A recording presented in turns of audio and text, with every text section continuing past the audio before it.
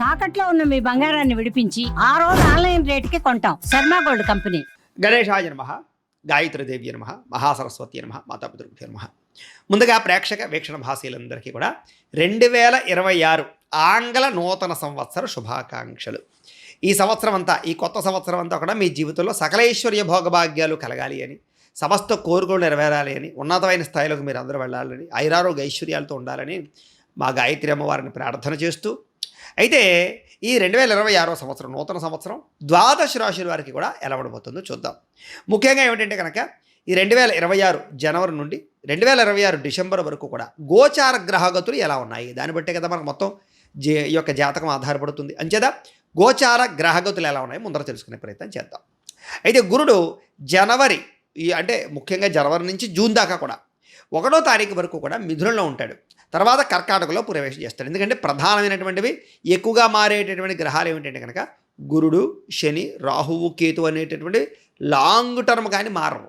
అంచేత ప్రధానంగా వాటిని ఉద్దేశించి ప్రధానంగా ఎక్కువ మనం ఈ ఫలితాలు, సంవత్సర ఫలితాలు చెప్పుకుంటాం కాబట్టి, అలాగే గురుడు ముఖ్యంగా మళ్ళా జూన్ 2వ తారీఖు నుండి అక్టోబర్ 30వ తారీఖు వరకు కూడా కర్కాటకలో ఉండి తర్వాత సింహంలోకి ప్రవేశం చేస్తున్నాడు గురుడు. అలాగే శని ఏం చేస్తున్నాడు, శని ఎక్కడ ఉంటున్నాడంటే కనుక ఈ సంవత్సరం అంతా ఇంకా మీనంలోనే ఉంటాడు. పెద్ద ఈ సంవత్సరం మార్పు లేదు శనిలో. అయితే రాహువు ఈ సంవత్సరం డిసెంబర్ వరకు కూడా కుంభంలో ఉంటాడు, తర్వాత మళ్ళీ తిరిగి మకరంలోకి ప్రవేశం చేస్తాడు. కేతు ఈ సంవత్సరం డిసెంబర్ వరకు కూడా సింహంలో ఉంటాడు, తర్వాత మళ్ళీ కర్కాటకంలోకి ప్రవేశిస్తాడు. మిగతా రవి కానీ లేకపోతే కుజుడు కానీ ఇవన్నీ కూడా నెలకి 45 రోజులకి అలా మారిపోతూ ఉంటారు. చంద్రుడు అయితే 2.5 రోజులకు ఒకసారి మారిపోతూ ఉంటాడు. కాబట్టి ఏ రకంగా చూసుకున్నా ప్రధానమైనటువంటి గ్రహాలు గోచార రీత్యా ఈ మార్పులు చేర్పులు ఈ రకంగా ఉన్న కారణం చేత, ఈ గోచార గ్రహగతుల కారణం చేత అసలు ద్వాదశ రాశుల వారికి కూడా నూతన సంవత్సరం ఎలా ఉండబోతోంది అనే సంపూర్తి విషయాలు ఇప్పుడు మనం తెలుసుకునే ప్రయత్నం చేద్దాం. ముందుగా మేషరాశి వారి యొక్క ఫలితాలు.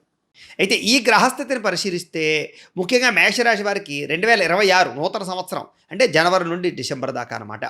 శుభాశుభ పరిణామాలన్నీ కూడా కాస్త మిశ్రమంగానే కనపడుతూ ఉన్నాయి. అయితే ఈ కారణంగా ఏ పని ప్రారంభం చేసినా కొంచెం ఆలస్యంగా జరుగుతూ ఉంటుంది. కాబట్టి మీరు కంగారు పడకండి, ప్రతి పని పూర్తవుతుంది కానీ ఆలస్యము. కాబట్టి ఇంకా నాకు ఈ పని అవ్వదేమో అనేటటువంటి టెన్షన్లు, బెంగలు పెట్టేసుకోకండి. అయితే ముఖ్యంగా బంధువులతోటి, స్నేహితులతోటి కలహాలు కనపడుతున్నాయి. కాబట్టి ముఖ్యంగా వాళ్ళకి అప్పులు ఇవ్వడాలు, డబ్బుల లావాదేవీలు జరపడాలు, ఆస్తి వ్యవహారాలు జాగ్రత్తగా చూసుకోవాలి. ముఖ్యంగా ఇంట్లో అయితే చక్కని శుభకార్యాలు జరుగుతాయి, వివాహాది శుభకార్యాలు ఆగిపోయిన ఎదురుకు వెళతాయి. అలాంటి శుభపరమైన పరిణామాలు ఉన్నాయి కాబట్టి కంగారేం పడక్కర్లేదు. అయితే ప్రతి పనికి కూడా డబ్బు ఖర్చు పెట్టండి ఏ పని అవ్వదు. విపరీతంగా ఖర్చులు పెట్టవలసి వస్తుంటుంది. 10 రూపాయలు దానికి 100 రూపాయలు పెట్టవలసి వస్తుంటుంది. దానివల్ల మీకు మనస్తాపం. కానీ డబ్బులు ఖర్చు పెడితే పనులు అవుతుంటాయి, అదొకటి అదృష్టం. కాబట్టి ధన వ్యయం విపరీతంగా కనపడుతుంది. ప్రతి పని డబ్బులతోటి పూర్తవుతుంది. కానీ భూములు కొనడం, గృహాలు కొనడం, ఇల్లు కట్టడం లాంటివి, కారులు కొనడం, వాహనాలు కొనడం, పెద్ద నిర్ణయాలు, పెద్ద ఆర్థికపరమైన వ్యవహారాలు జరుపుతారు. ముఖ్యంగా చదువు పట్ల కానీ ఉద్యోగాల పట్ల కానీ అసంతృప్తి కనపడుతుంది. కాబట్టి చదువుకునే విద్యార్థులు అనుకున్న మార్కులు రాకపోవడం, లేదా ఉద్యోగం వచ్చేస్తుందని ప్రయత్నం చేసిన వారికి ఆటంకాలు తలెత్తడం లాంటివి కనపడుతున్నాయి. కాబట్టి చేసే ప్రయత్నాలు ఎక్కువగా గట్టిగా చేసుకోవాల్సిన అవసరం కనపడుతోంది.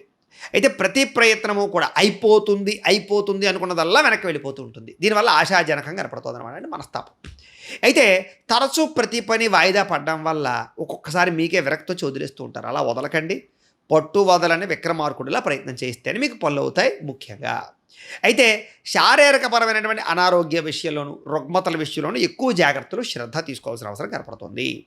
అయితే అనేక రకాల అభివృద్ధి పనులు కానీ, లేదా మిమ్మల్ని మీరు గొప్ప స్థాయికి వెళ్ళేటటువంటి కార్యక్రమాలు, మీ స్కిల్స్ ఏవైతే ఉన్నాయో అవి చాలా చక్కగా డెవలప్ అవుతాయి. కొత్త విద్యలు నేర్చుకుంటారు. ముఖ్యంగా టెక్నాలజీ పరమైనటువంటి శ్రద్ధ బాగా పెరుగుతుంది. శత్రువులు కొంచెం పెరుగుతారు, జాగ్రత్తగా ఉండాలి. డబ్బులు విపరీతంగా ఖర్చులనే జాగ్రత్తగా ఉండాలి.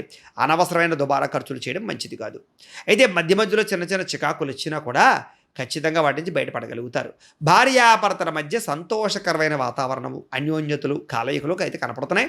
కానీ చిన్న క్లేశాలు ఉన్నాయి, జాగ్రత్త. దూర ప్రయాణాలు, తీర్థయాత్రలు ఎక్కువగా చేసి డబ్బులు విపరీతంగా ఖర్చు పెట్టే అవకాశాలు ఉన్నాయి. ఆచితూచి వ్యవహరించాలి. చేసేటటువంటి వృత్తి, ఉద్యోగ వ్యవహార విషయాలు చిన్న చికాకులు తలెత్తుతాయి, శ్రద్ధగా చేయాలి. మనశ్శాంతి అయితే మీకు ఉండదు. స్ట్రెస్ మెంటల్ స్ట్రెస్ విపరీతంగా పెరిగిపోతుంది. కాస్త ఫోన్లు తగ్గించండి. ఫోన్లు అధికంగా చూడాలు, అధికంగా ఫోన్ వ్యవహారం నడపడం, అంటే బిజినెస్ పరంగా పర్వాలేదు, కానీ ఎంటర్టైన్మెంట్ పర్పస్ తోటి ఫోన్ చూడడం వల్ల కూడా మీకు మనస్తాపం కనపడుతోంది. అది నేను చెప్పగలేదు. పై అధికారులు మీ మాట వినకపోవడం లేదా వాళ్ళతో ఒత్తిడులు ముఖ్యంగా ఉద్యోగస్తులకు ఉన్నాయి. గవర్నమెంట్ ఉద్యోగస్తులు ఇంకా జాగ్రత్తగా ఉండాలి. అలాగే మీకన్నా కింద వారితోటి నిందలు పడే నిందారోపణలు ఉన్నాయి. ఆర్థిక పరిస్థితుల్లో అతలాకుతలం అంటే కొన్ని రోజులు బాగుండడం, కొన్ని రోజులు ఖర్చులు ఎక్కువైపోవడం, కొన్ని రోజులు మళ్ళీ డబ్బులు రావడం, కొన్ని రోజులు ఖర్చు ఎక్కువైపోవడం, ఇలాగ జరుగుతూ ఉంటాయి అన్నమాట.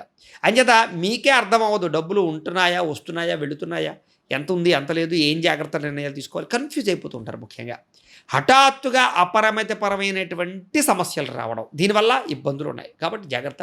బంధుమిత్రులు కలిసి రాకపోవడం, భూగృహ నిర్మాణాది విషయాలు డబ్బులు విపరీతంగా ఖర్చు అవ్వడం, వివాహాది శుభకార్యాలు ఆలస్యంగా జరగడం, ఒడిదుడుకులతో జరగడం, లేదా కొంచెం మ్యాచ్లు వచ్చినా సరే వివాహానికి సంబంధించినటువంటి సంబంధాలు వచ్చినా కూడా ఏదో కారణంగా ఆలస్యం అయిపోవడాలు జరుగుతూ ఉంటాయి. అందుకనే ముఖ్యంగా జాతక పరిశీలన చాలా ముఖ్యం.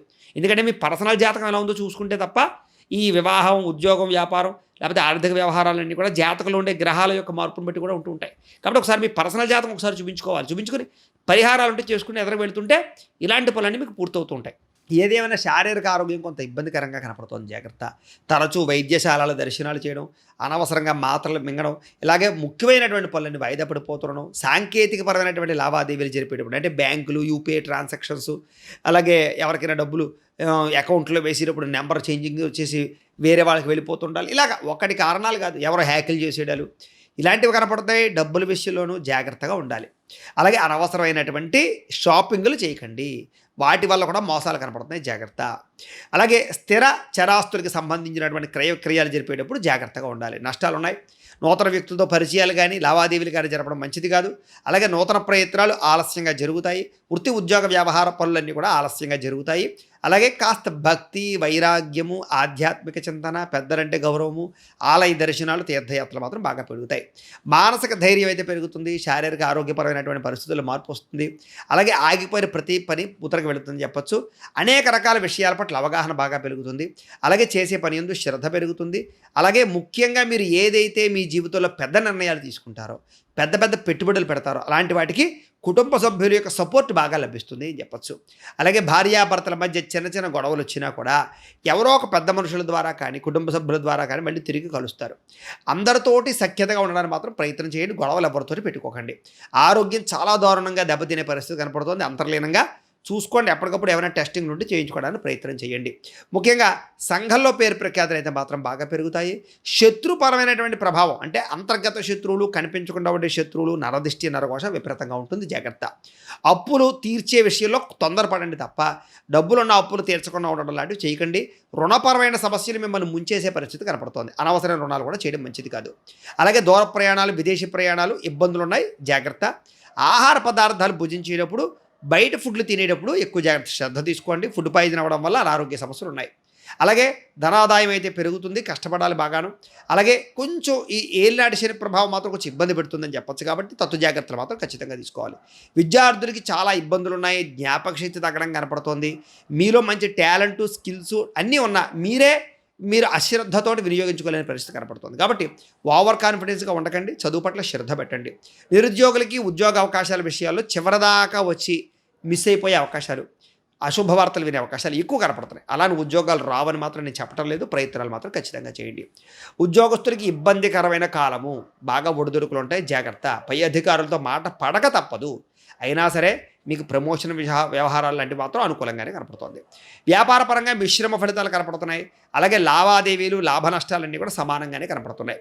కార్మికులకు శ్రమ పెరుగుతుంది, ఫలితం తక్కువగా ఉంటుంది. గౌరవ మర్యాదల్లో లోటు కనపడుతోంది. కాబట్టి జాగ్రత్త. వ్యవసాయదారులకి స్వల్ప నష్టాలు కూడా కనపడుతున్నాయి. శ్రమకు తగ్గ ఫలితం కనపడటం లేదు. అప్రయత్నపరమైనటువంటి వ్యవహారాలు కనపడుతున్నాయి. అలాగే ఆక్వాకల్చరు, రొయ్యలు, చేపలు దీనికి సంబంధించినటువంటి వాళ్ళందరికీ కూడా చేదు అనుభవాలు కనపడుతున్నాయి. కాబట్టి చాలా జాగ్రత్త. వైరస్లతో జాగ్రత్తగా ఉండాలి ఆక్వా కల్చర్కి సంబంధించినటువంటి వాళ్ళందరూ కూడా. అలాగే కవులకి, కళాకారులకి, సినిమా, టీవీ, మీడియా రంగాల వారికి చక్కని ప్రోత్సాహం లభిస్తుంది. ఆర్థిక పరంగా వృద్ధి అయితే ఉండదు. సినిమా, టీవీ, మీడియా రంగాల వారికి మంచి గుర్తింపు అయితే లభిస్తుంది. రాజకీయ నాయకులకి పదవీ గండాలు కనపడుతూ ఉన్నాయి. అపఖ్యాతిని కూడగొట్టుకునే పరిస్థితి కనపడుతుంది. కాబట్టి ప్రజలతో జాగ్రత్త, అధిష్టానంతో ఇంకా జాగ్రత్తగా ఉండాలి.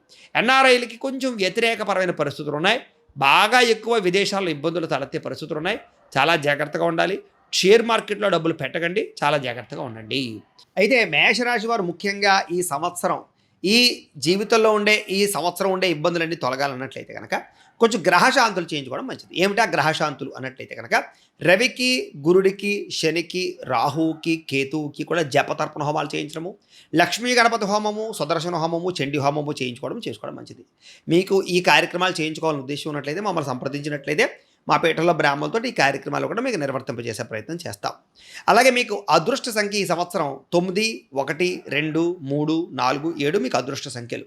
కలిసి వచ్చే తేదీలు 9, 18, 27 తేదీలు మీకు బాగా కలిసి వస్తాయి. కలిసి వచ్చే వారాలు మంగళవారము, ఆదివారము, సోమవారము, గురువారం మీకు బాగా కలిసి వస్తాయి. కాబట్టి వీటిని వినియోగించుకునే ప్రయత్నం చేయండి.